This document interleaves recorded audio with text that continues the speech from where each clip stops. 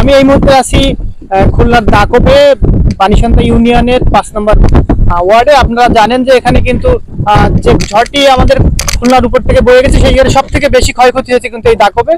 তো আমরা এখানে এসেছি এবং সরজমিনে দেখেছি এখানে 40টার মতন ঘর আছে, সেই ঘরগুলো কিন্তু সম্পূর্ণই ভেঙে গিয়েছে এবং তাদের যে ঘরের যে মাল জিনিস ছিল সবগুলোই কিন্তু নষ্ট হয়ে গিয়েছে। তো এখানে যারা এই দেহ ব্যবসা করে, আপনারা জানেন যে বাণিসন্তা তারা দেহ ব্যবসা করে এবং তাদের যে ইজ্জত বিক্রি করা যে সম্পদ, সেই সম্পদ কিন্তু তারা আজকে খুঁজে কিন্তু দিশেহারা হয়েছে। তো আমরা কথা বলতে চাই, বেরিবাদ না কারণে বড় ধরনের দুর্যোগ আসলে বাড়িঘর ভাঙতেছে, আর এই বাড়িঘর ভাঙার পিছনে আমার ক্ষয়ক্ষতি হয়, বাড়িঘর ভাঙে চলে যায়, মাল জিনিস মানে কিছুই থাকে না, নিঃস্ব হয়ে যাওয়া লাগে। যার কারণে আমরা এই জায়গা যে গ্রামে যে আমরা যে আশ্রয় নেবো সেই ধরনের কোনো পরিবেশনে আশ্রয়, কারণ আমরা আমাকে পতিতে হয়ে তোর আমাকে গ্রামে একজন স্থান দেবে না, লাস্টে বাধ্য হয়ে আমাকে জীবনে এই জায়গায় বরবাদ হওয়া লাগে, হয়তো মৃত্যু হইতে পারে, তোর জীবিত থাকতে পারে। নগদ কোনো অর্থ পাইনি, সামান্য কিছুই পাইছি, একটা কাপড় পাইছি, একটা গামছা পাইছি, একটু সাবান পাইছি, আর কিছু খিচুড়ি খাবার, হালকা পাতলা কিছু খাবার দিয়ে গেছে, চিড়ে মুড়ি এই পাইছে, নগদ কোনো অর্থ পাইনি কিছু। এক একটা ঘরে মানে 4 লাখ 5 লাখ টাকা যায় আমাদের, তার বিনিময়ে আমাকে 10,000 টাকা দিয়ে তো আমাকে কিছু সহযোগিতা করবে, 10,000 টাকা দিয়ে সহযোগিতা মনে বুঝতে পারতাম। আমরা চাই আমাকে সামনে বেরিবাদ দিলে, আমাকে তো অর্থ সম্পদ কিছু চাই না। আর যা কিছু দিচ্ছে কম বেশি বাড়ি এলাকা দিচ্ছে, ভাড়াট ক্যাশ ধরে একটা বাড়ির ভিতরে 5 জন 10 জন ভাড়াট ক্যাশ, আমাকে বাড়ি এলাকা পর্যন্ত ভাড়াটা কিছু করতেছে, কিন্তু ভাড়াটা কিছু দেয় না। আর আমাকে এই জায়গায় আমরা কিছু না, আমাকে বেরিবাদটা চাই, সরকারের কাছে আমরা আকুতিভাবে অনুরোধ করছি যে আমাকে এই জায়গাটা বেরিবাদ করে দেয়, তাহলে আমাদের জন্য একটা নিরাপদ হবে। ঘরের এক হিসাবে পোতাই নেই আমাকে, বুঝছেন। আর এদের খাবার যে রান্না করে যে খাবে সেই ধরনের কোনো কিচ্ছু নাই।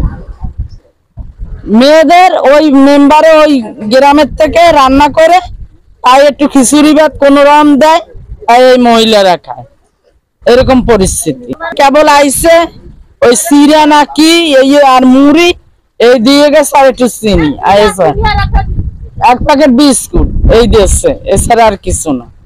এই নদী এই ভাঙ্গে আর পিছনে টানে, পিছনে যে মাটি কেটে এই যে ঘের করছে যারা, এই ঘেরের কারণে বেকু দিয়ে মাটি কেটে এমন পরিস্থিতি করছে, এরা পিছনে যাওয়ার মতন জায়গা নাই, এদের মরণ ছাড়া উপায় নাই।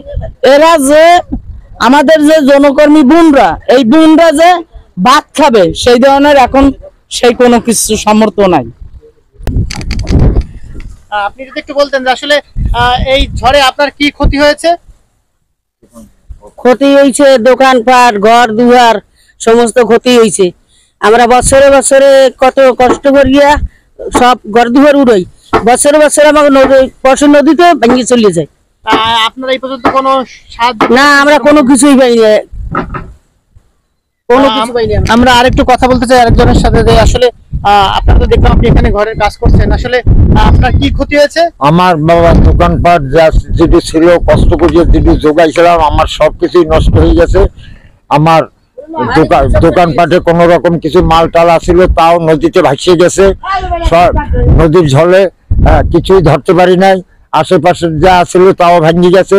এখন আমি এই কাজ করতেছি কেন, থাকবার জন্য, কোন রকম মাথা গোছবার জন্য এই কাজটি। সরকারি কোনো সাহায্যও পাই নাই, কেউ সাহায্য দেয়ও নাই। আছি বাবা, বহুত অভাবে আছি, বহুত কষ্ট করে চলতেছি। বেসরকারি ভাবেও কেউ দেয়নি? না, কোনো সরকারি বেসরকারি ভাবেও আমাদের কোনো সাহায্য আসে না। উনি যেমনটি বলছিল, আমরা কিন্তু এখানে তাদের সাথে কথা বলেছি, তারা বলেছে যে এখন পর্যন্ত তাদের কিন্তু তেমন কোনো সাহায্য কেউই করেনি, কারণ তাদের খোঁজ খবরে কোনো সেইভাবে তেমন কেউ নেয়নি।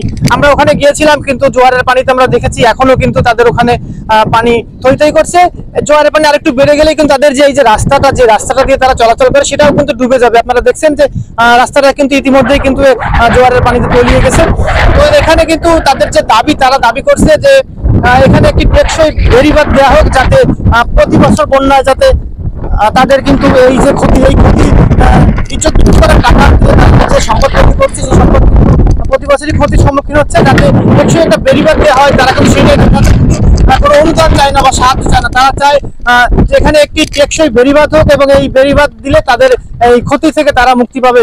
তো এই ছিল সর্বশেষ। মোহাম্মদ শাহীম হোসেন, প্রভাব নিউজ টিভি।